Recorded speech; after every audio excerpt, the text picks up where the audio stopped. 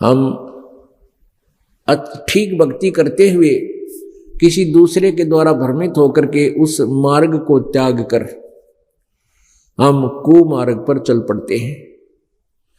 जैसे मार्ग में रास्ता वे, तो हमने जाना चाहिए था अपने मार्ग पर, लेकिन रास्ते में किसी ने बता दिया कि ये रास्ता तुम्हारे घर नहीं जा रहा, ये तुम्हारे नगर का नहीं है, वो तो इधर जाइए। तो उस नालायक ने आप जी को गलत दिशा दे दी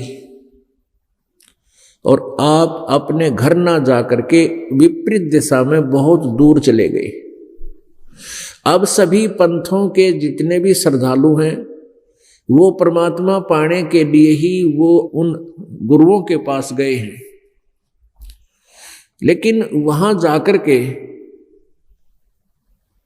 वहां सभी एक ही जैसा विचार रखते हैं, तो फिर किसी को कोई शंका नहीं होती।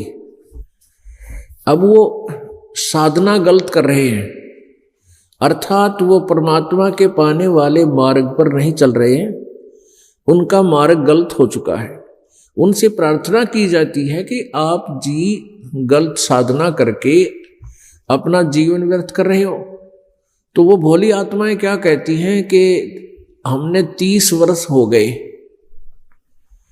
ये पूजाएं करते, अब हम इनको कैसे त्यागे, हमारा तो जीवन ही चला गया। तो उनसे प्रार्थना है कि जैसे आप जी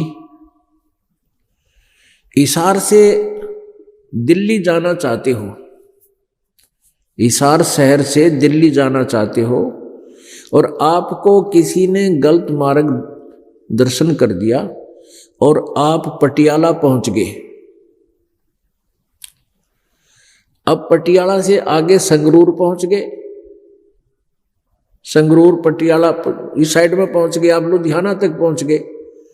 अब वहां कोई आपसे कहे कि भी आप कहाँ जा रहे हो, आप कहते हो हम दिल्ली जा रहे हैं।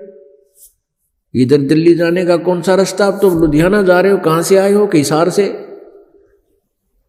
अब उनसे कोई कहे कि दिल्ली तो बैक जाना पड़ेगा आपको, बहुत गलत आगे, बहुत दूर आगे। अब वो व्यक्ति ये कहे कि हम इतनी सफर करके आए हैं 200 किलोमीटर, अब इसको कैसे छोड़ दें, हम वापस कैसे जाएं, क्यों जाएं, हमने तो बहुत सफर कर लिया। वो सफर ही गलत कर लिया, उसको से तो वापस होना ही पड़ेगा, तभी आप दिल्ली पहुंच पाओगे। ठीक इसी प्रकार जो श्रद्धालु जो साधना कर रहा है, चाहे वो 10 वर्ष से कर रहा है, चाहे 20 वर्ष से कर रहा है, चाहे 25-30 से कर रहा है, यदि वो शास्त्र विरुद्ध साधना है, अपने घर जाने का रास्ता है ही नहीं, उसको त्यागना ही श्रेयकर है और उसको त्याग कर वापस ही आना पड़ेगा, अन्यथा दूरी बढ़ती चली जाएगी। फिर समस्या आती है कि गुरु को बदलना नहीं चाहिए, गुरु एक ही होता है जीवन में। नहीं, ये भी धारणा ठीक नहीं है, ये भी अज्ञानी लोगों ने बना रखी है। गुरु का अर्थ होता है मार्गदर्शक। दूसरा समझिए कि हम जन्म मरण के दीर्घ रोग से ग्रस्त हैं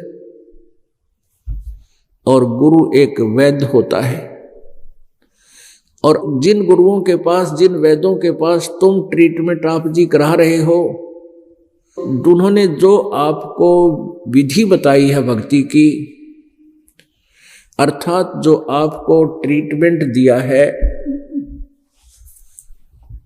वो गलत है, तो उस डॉक्टर को त्याग देना उचित है।